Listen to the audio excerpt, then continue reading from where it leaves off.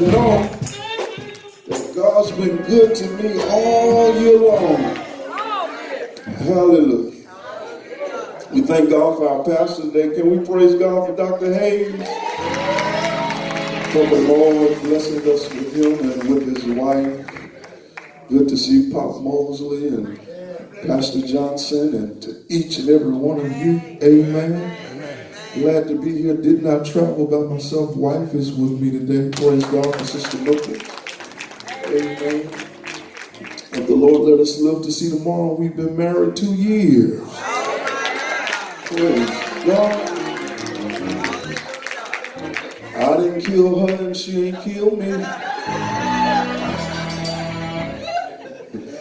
And if the Lord says the same, we'll renew our contract for another 365 days.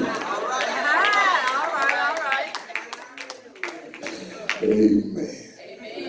Thank you so much. Let's get into this word for this morning. Let's get into the word. John chapter 11. John chapter 11.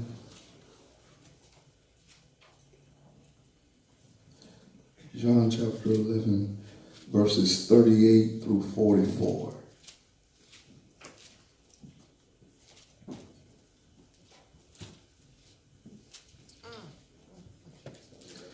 God is holy, his word is holy, and that's why we're standing together in reverence to the holiness of God's word. I'm reading from the New American Standard Bible. This is what it says. So Jesus, again, being deeply moved within, came to the tomb. It was a cave, and a stone was lying against it. Jesus said to Martha, remove the stone. Jesus said, remove the stone. And Martha, the sister of the deceased, said to him, Lord, by this time there will be a stench, for he has been dead 4 days. Jesus said to her, did I not say to you that if you believe, you'll see the glory of God? So they removed the stone. Then Jesus raised his eyes and said, Father, I thank you that you have heard me. I know that you always hear me, but because of the people standing around, I said it so that they may believe that you sent me. When he had said these things, he cried out with a loud voice, Lazarus, come forth. The man who had died came forth bound, hand and foot with wrappings. I believe King James says with grave clothes. And his face was wrapped around with a cloth. Jesus said to them, unbind him and let him go. You may be seated. I want to label this morning's message. Directions for life's dead ends. Directions for life's dead ends. Lazarus has been sick for quite some time, and he's beginning to sink. Martha and Mary, the friends of Jesus, sends word to Jesus. This is verse 3. Lord, behold, the one that you love is sick. And he's not just sick. He's sinking. And Jesus sends the messengers back to Martha and Mary with a peculiar promise. It is verse 4. This sickness is not unto death, but for the glory of God, that the Son of God might be glorified. This is peculiar because Jesus delayed his coming at least 2 more days. And when he arrives in Bethany, Lazarus has not been dead 2 days. He's been dead 4 days. Which means when Jesus got the message, Lazarus was already dead. And even with a dead Lazarus, Listen to me. I said, even with a dead Lazarus, Jesus' word to Martha and Mary is, this will not end in death. Rewind the tape. Pastor said one more time, even with Lazarus being dead, Jesus says the situation is not going to end in death, but God is going to get the glory. And I need to tell somebody around Greater Beulah on this last Sunday in 2019 that even though your situation seems sick and it may be sinking and it may even be dead, it will not end in death. But God is going to get the glory. I wish I had somebody in this room other than me excited about the fact that God is going to get the glory out of this situation in my life. See, you got to understand that the glory of God in the Gospel of John is how God reveals himself through his son Jesus. The glory of God means that I got to see God in a better way. That the reason why the Lord allowed me to go through what I'm going through, to deal with what I'm dealing with, to have the sickness that I have, to have the financial difficulty that I have, to have the struggle in my relationship that I have, was because he wanted to show me who he was in a better way. Anybody in this room got the testimony that if I never had a problem, I wouldn't know that God could solve them. I wouldn't know what faith in his word would do. But since I've gone through it, I know that he's able to deliver. He's able to heal. He's able to set free. He's able to show up and step in and turn things around. I got to know him in a better way. Anybody got that testimony today? Jesus says that even though Lazarus is sick, sinking, and dead, God's going to get the glory. And when God gets the glory, he says, verse 14 and 15, that it's going to cause your faith to go to another level. When this thing is over, you're going to trust God more than you ever did, because you've seen God do what you've never seen him do before. So Jesus shows up in Bethany. I'm running on. Jesus shows up in Bethany, just short of 2 miles outside of Jerusalem. And Martha meets him outside the village with disappointment in her voice. Verse 17 through 21. And she says, Lord, if you had been here, my brother wouldn't have died.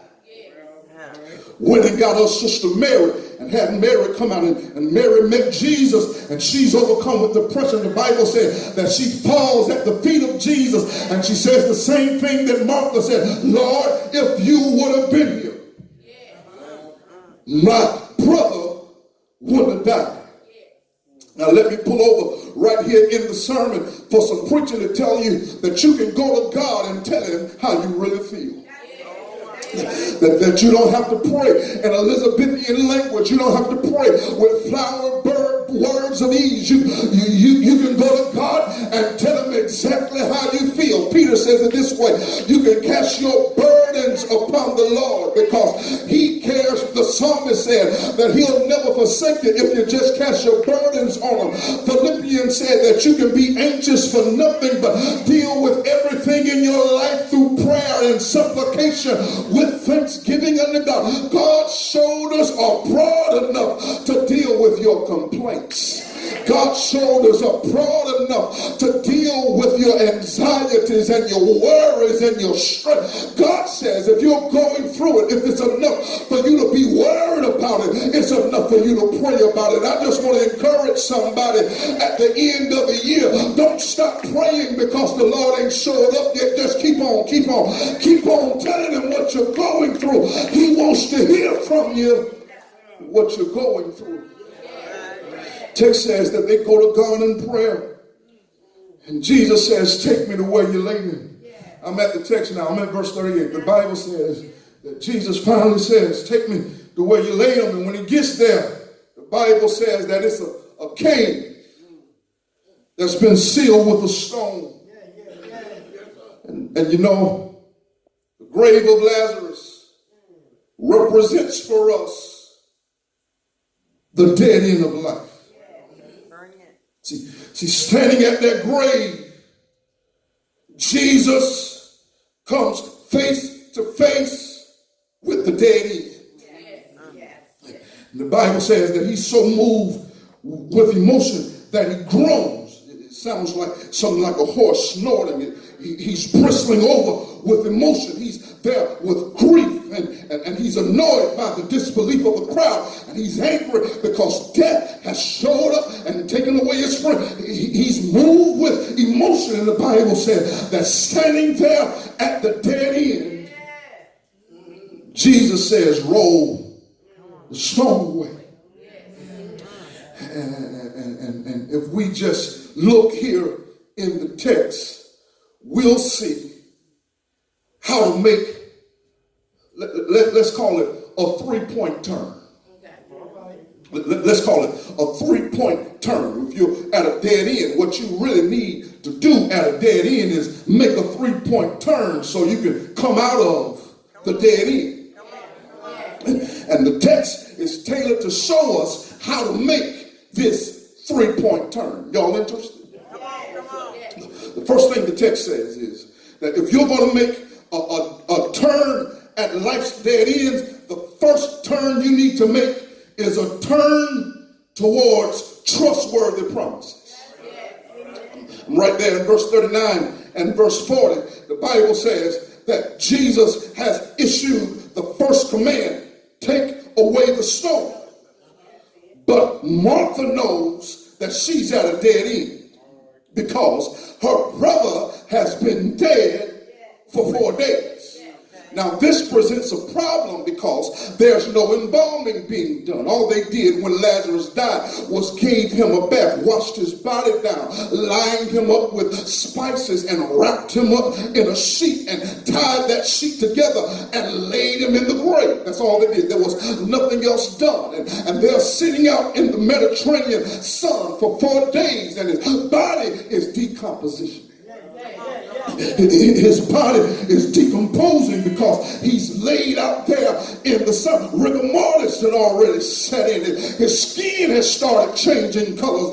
There are gases that are breaking the skin so that there's a stink there. And Jesus says, I know what's in him. I know what's going on with his body. I made him, and I still say, roll the stone away. And I just want to know if there's anybody in Greater Beulah this morning that's ever been in what we call a stinky situation.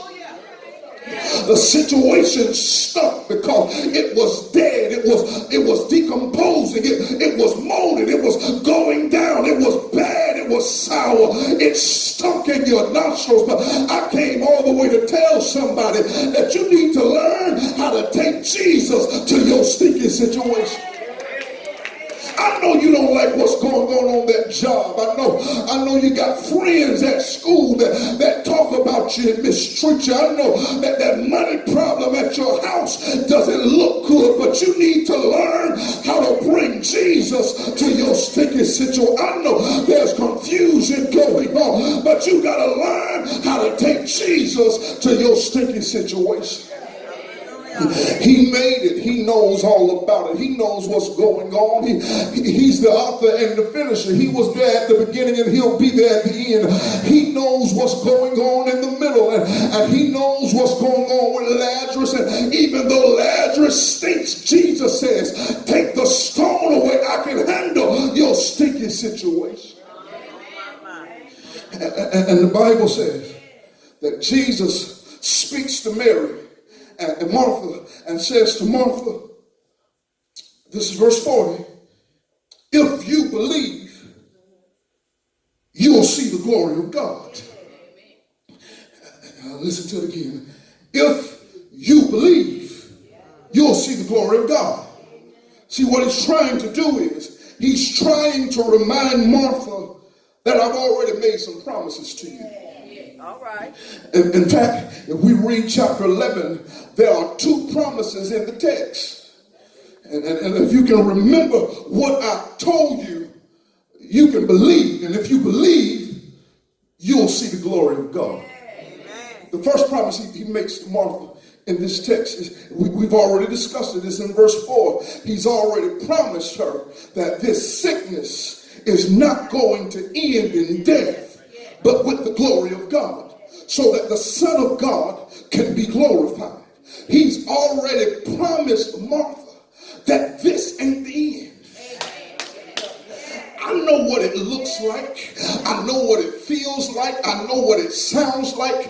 I know what the doctor said. I know what the loan officer said. I know what the school said. I looked at the bill before you got it. I know that it's past due and you ain't got no money. I know, but I already told you that this ain't going to end in death. Before the trouble came, I sent word to you that I was going to get glory out of this. Before the storm rose, I told you that I was going to make all things work out for your good. Before the trouble even came, I told you that the suffering of the present time was not going to be worthy to be compared with the glory that was going to be revealed. I've already told you that if you can just hang on in there, you're going to see the glory of God. If you just believe that it ain't going to end this way, you'll have the faith to see the glory of God.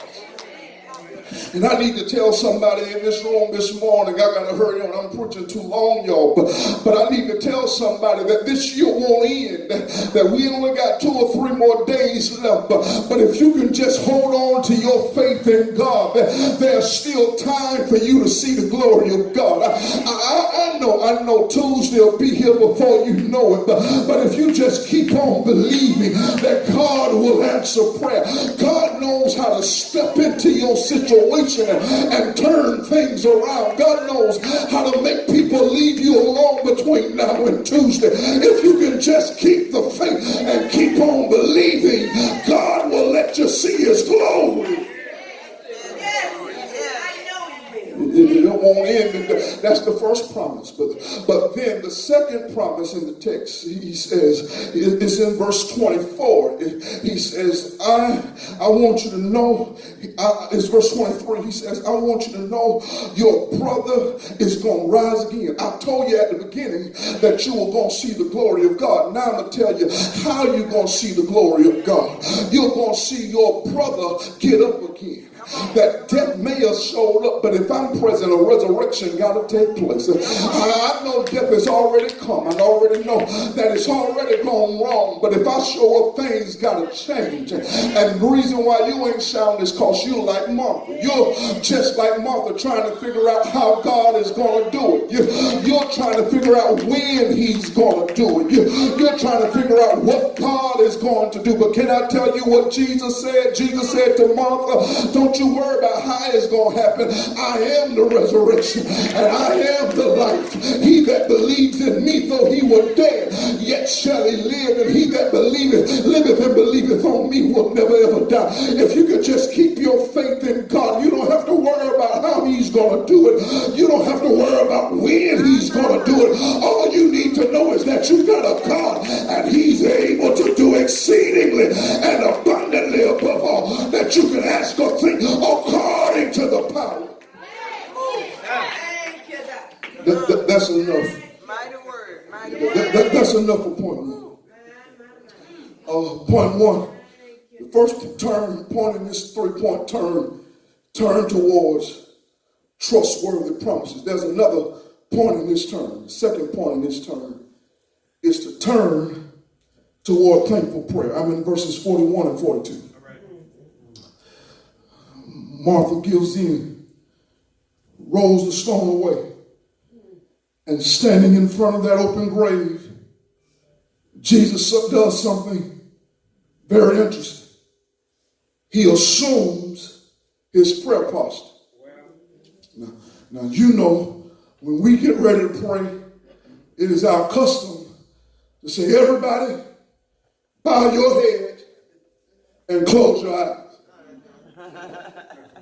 Jesus didn't do that. Jesus did not say, bow your head and close your eyes. In fact, the text says that when he prayed, he didn't bow his head. He didn't close his eyes. Well, what did he do, Rev? I'm glad you asked. The text says that he lifted up his eyes. He lifted up his eyes. Because when you look down, it doesn't indicate expectation. It doesn't indicate that you're looking for something. But the text, because he's looking for God to show up in his situation. He's looking for the Lord to perform a miracle in his situation. The Bible said he doesn't look down, he looks up. And I need to talk to somebody in Greater Beulah that's been praying about something for a long time. I need to talk to somebody that's been praying and it just doesn't look like the Lord's ever going to answer. I need to talk to somebody who almost gave up on God because you prayed about it months and months ago and it still don't look like he's ever going to move. Maybe you ought to do what Jesus did. The Bible said that he didn't just look up. The action accompanies a hand gesture. He lifted his eyes and raised his hands because he wanted to get in the receiving position. And I need somebody in this room that got great expectation. I need somebody in this room that's looking forward to what God's getting ready to do in your life.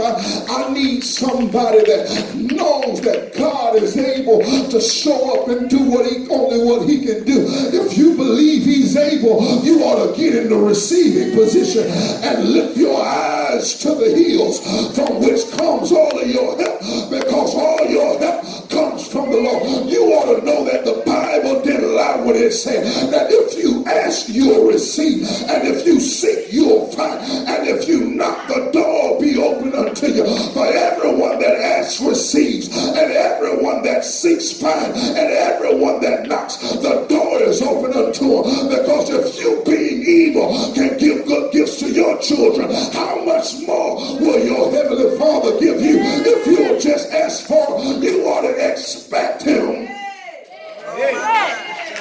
Hallelujah.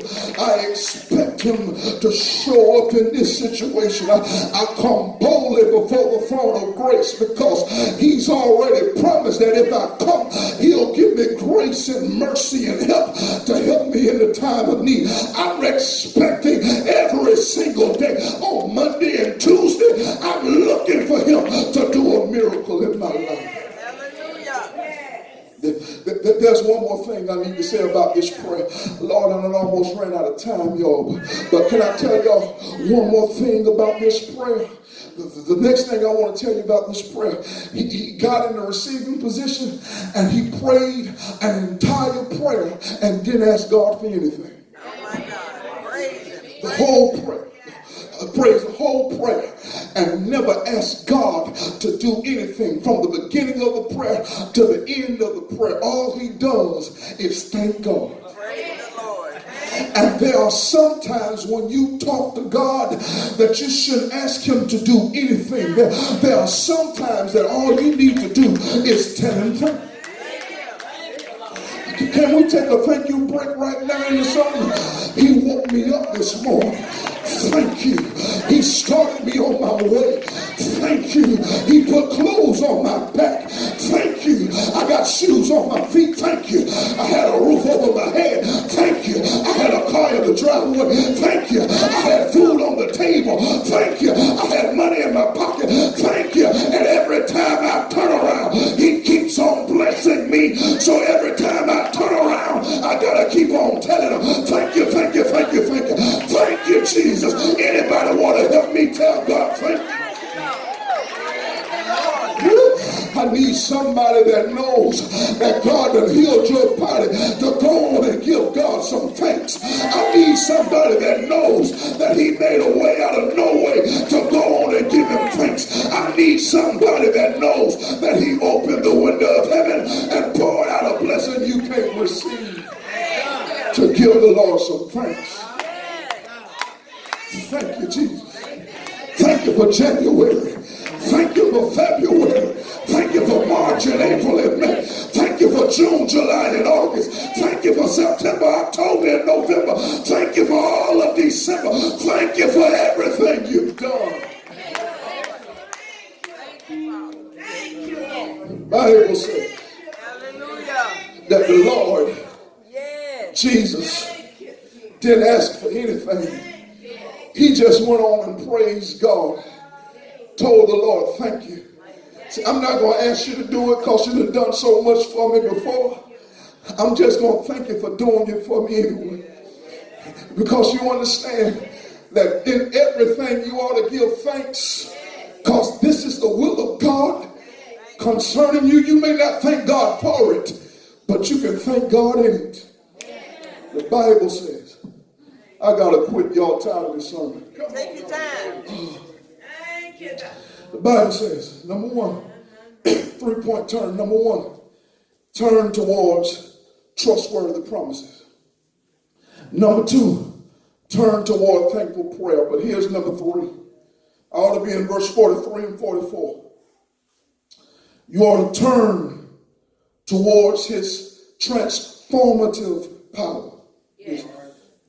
Trustworthy promises. Yes. Thankful prayer. Transformative power. Yes.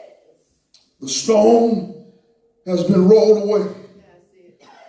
Jesus has finally finished praying. And now Jesus issues the first command of the text. The second command of the text. There are three commands in the text. The first was roll away the stone. He issues now the second command in the text. Oh, Lord, have mercy. Clears his voice, looks down into the grave, and says, Lazarus.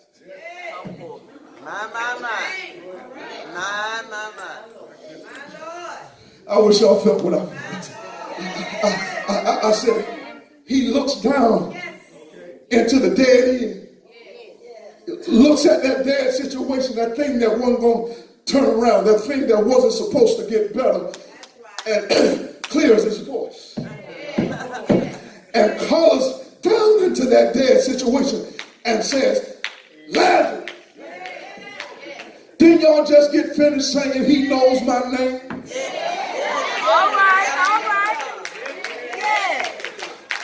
Didn't y'all just get finished saying that he knows my name? Yeah. Now, if my great uncle Fat was here, he'd have to say in this part of the sermon that the reason why he called Lazarus by his name is because if he would have just said, come forth, everybody in the grave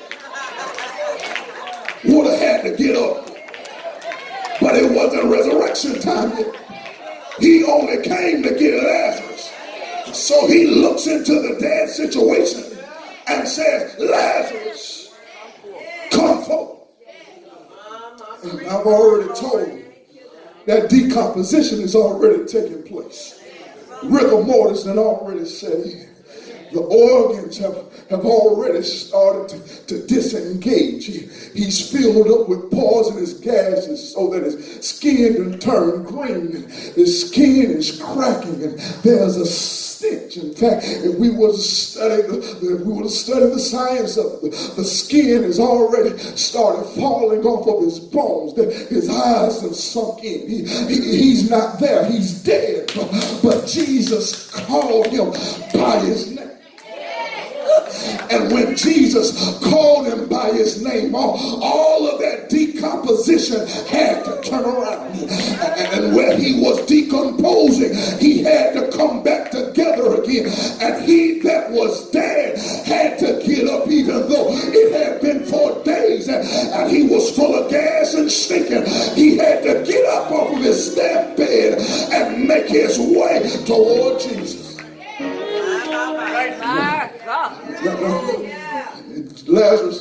Lazarus did. I said it the last time I was here, but I just feel like saying it one more time. Lazarus did what the hymn writer said. He heard the voice of Jesus say, come unto me and rest. Lie down, thy weary one, lie down, thy head upon my breast. And this is what Lazarus' testimony is. I came to Jesus just as I was weary and wounded and sad, but I found in him a resting place, and that man has made anybody other than me got up and came to Jesus. I was drunk, but I came. I was high, but I came. I was in the wrong bedroom, but I came. I was hurt and sick and broken, but I came to Jesus. Text says, I gotta quit y'all. The text says that Lazarus came to Jesus, and Jesus gives the final command of the text. And Lord, I'm about to get happy if don't nobody else get happy. The text says that Jesus gives a final command, and this is the final command. First command, roll away the stone. Second command, Lazarus come forth. But the final command of the text is loose him and let him go. See, they had tied Lazarus up. He was lying in a sheet, and they had tied his arms to his body because as the ligaments leave, the arms move, and they didn't want him to lose balance and fall off the bed. So they tied his arms to his body, and they were scared that his jaw was going to drop. So they tied a handkerchief around his head and had him bound up. They restricted his forward progress. But Jesus, when he called him out of where he was, said, I don't want you to look like what you've been through. Have mercy in this room. God says to you today, I don't want you to look like what you've been going through. I don't want you to look like you were depressed. I don't want you to look like you were crying. I don't want you to look like you were broke. So I'm going to speak to your situation and tell it to let you go. And I came to tell somebody, woman, thou art loose. God said, let you go. God said, turn you loose. And I just need somebody to help me celebrate right now, because whom the Son sets free is free indeed. And I just want to know, is there anybody in Greater Beulah today that got the testimony that the thing that used to hold me down don't hold me down no more, that the thing that held me back won't hold me back no more. I'm moving forward. I'm going into the next year of my life, and I'm celebrating God because couldn't nobody do it but him. And I just need somebody to jump up on your feet, find you somebody, throw your arms around them and tell them this is what it looks like when God sets you free. This is what it feels like when God sets you free. This is what it sounds like when God sets you free. I'm free. Praise the Lord. I'm free. I'm no longer bound. No more chains holding me. My soul's arrested. It's another blessing. Praise the Lord. Hallelujah. I'm free. Can I tell you why I'm free? Because one Friday on a hill far away, they stretched him wide and they dropped him low and they lifted him high. And he died, but he didn't stay dead.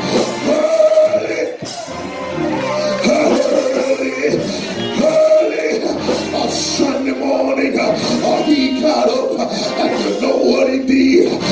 When he got up, he took off his gray clothes and stepped out on resurrection ground and said, all power, all power, all power in heaven